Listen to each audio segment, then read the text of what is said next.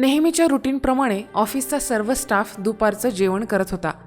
12 घरचे 12 डबे म्हटल्यावर पंचपक्वान्नाची अनुभूती देणारा हा क्षण नेहमीचा जरी असला तरी देखील कोणी ऐकाने हॉटेलच्या जेवणाचा विषय काढला.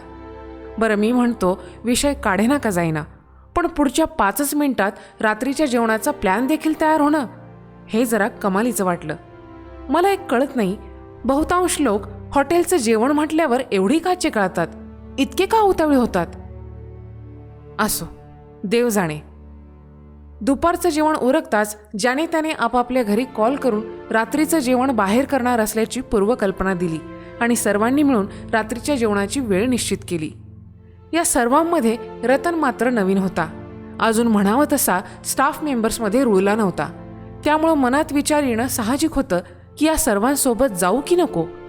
त्याचा द्विधावस्थेत पडलेला चेहरा बघून रोहितने त्याला विचारलं, ओ रतन भैया, येताय ना तुम्ही पण हॉटेलला? यावर गोंधळलेला चेहरा करून रतन म्हणाला, इच्छा तर आहे, पण घरचे सगळे गावाला गेलेत आणि बायको एकटीच आहे घरी, त्यामुळं काय करू समजत नाहीये. यावर रतनच्या बाजूला बसलेला प्रतीक म्हणाला, अहो रतन भाऊ, एवढा काय विचार करताय तुम्ही? 10:30 पर्यंत जो तो ज्याच्या त्याच्या घरी असेल.